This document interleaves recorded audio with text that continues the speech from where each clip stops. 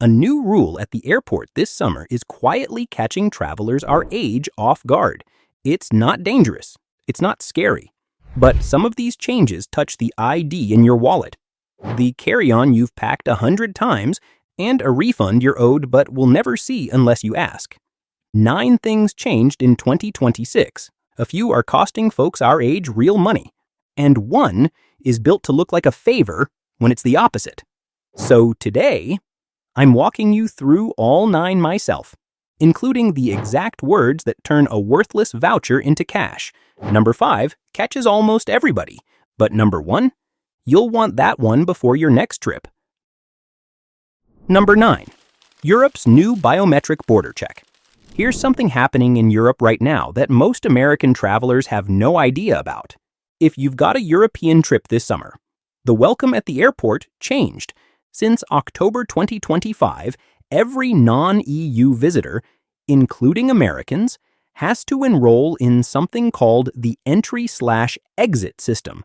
Most people just call it the EES. It's a biometric check. Fingerprints and a facial photo every single time you enter the Schengen zone. And because it's new, the lines have been brutal. Picture this. You land in Lisbon after a 9-hour flight, ready for the trip you saved 2 years for. Then you hit a passport hall backed up 2-3 hours deep because every traveler ahead of you is being fingerprinted for the first time. Here's the part that stings. Your TSA pre-check means nothing here. Your global entry means nothing here. This is the EU's system, on the EU's timeline. Your defense. If you're flying to Europe this summer, give yourself 2 to 3 extra hours after you land. Book longer layovers for any connecting flight inside Europe. Keep your passport and travel documents in one easy-to-reach place for enrollment. The next one ended a 52-year tradition overnight. Number 8. The seat Southwest won't let you pick anymore. For 52 years, Southwest let you pick your own seat. That ended on January 27th, 2026. If you book the cheapest fare now, the basic fare, you don't choose where you sit. Southwest assigns it for you at check-in. And that seat is usually a middle seat toward the back. For travelers our age, that's a real problem, especially if you need the aisle. But here's what almost nobody knows. Under a federal law called the Air Carrier Access Act, if you have any medical condition, limited mobility, or a health reason you need a specific seat, you are entitled to it at no extra charge. A knee replacement, a hip issue, anything that means you can't be stuck in a back middle seat. That's not an upgrade you pay for. It's an accommodation you ask for. Margaret, 71, a retired bookkeeper from Tucson, almost paid $40 to move up, until she called the accessibility desk instead. One phone call, no charge. Your defense. Call Southwest's accessibility desk before your flight, not at the gate. Explain the medical reason you need a specific seat. Magic phrase, I'm requesting medical seat accommodation under the Air Carrier Access Act. This next one is flagging items you've carried safely for years. Number 7, the scanner flagging your medical devices. Here's something the new security lanes will not warn you about. Airports across the country have rolled out new CT scanners at the checkpoint. They take a 3D image of your carry-on, far sharper than the old machines, and that sharpness is triggering false alarms on items travelers our age carry every day. CPAP machines, insulin pumps, compression socks, pacemakers, and other implants. It doesn't mean you'll miss your flight. It means you may get pulled aside, asked to unpack the item, and wait for a hand inspection. Robert, 68, a retired contractor from Ohio, watched his CPAP bag get flagged and open on a folding table while his boarding group filed past. He made the flight barely. Your defense. Pack medical devices where you can reach them fast, near the top of your bag. Tell the officer about the device before your bag goes on the belt. Carry a doctor's note for any implant or device if you have one. Magic phrase, I have a medical device in my bag. A CPAP machine. Can you flag it for a manual check before it goes through? The next one can put free seats next to your grandchildren. Number 6, the free seat next to your grandchild. If you ever fly with grandchildren, There's a federal rule that may be saving you money you didn't know you were overpaying. Under the 2024 FAA Reauthorization Act, airlines now have to seat children 13 and under next to an accompanying adult at no extra charge. That means no more paying for a preferred seat just to sit beside your grandchild. If the airline doesn't offer adjacent seats when you book, they're required to make them available. And if they genuinely can't, you're owed a full refund for that ticket. Eleanor, 69, a retired teacher from Savannah, used to pay $30 a seat to sit with her grandson. Last trip, she said the rule by name, and the agent waived the fee. Your defense. When booking, ask for adjacent seating under the DOT family seating rule. If the agent pushes back, ask for a supervisor and name the rule again. Magic phrase, I need adjacent seating for my grandchild under the DOT family seating rule. Quick question, how many of these 9 have caught you off guard already? Drop the number below and grab the free printable version of this list. It's linked right below in the description. It's got every magic phrase from today, plus a dozen more. If this is helping, hit subscribe. The next 4 are the ones costing seniors the most. Number 5, the ID that stops you at the checkpoint. This one's been coming for years, and it's finally here for real. Since May 7th, 2025, real ID enforcement for domestic flights is no longer optional. If your driver's license doesn't have the star in the upper right corner or another approved real ID marking, it is no longer accepted at the security checkpoint. You'll need a real ID compliant license, a passport, or another federally accepted ID. The extensions are over. TSA isn't waving people through anymore, and millions of folks our age still have a non-compliant license and don't realize it. Frank, 73, a retired machinist from Michigan, found out at the checkpoint on the morning of his granddaughter's wedding flight. Don't let that be you. Your defense. Tonight, check your license for the star in the upper right corner. If it's not there, book a DMV appointment this week.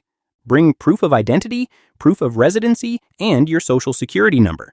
The next one is the backup option nobody tells you about.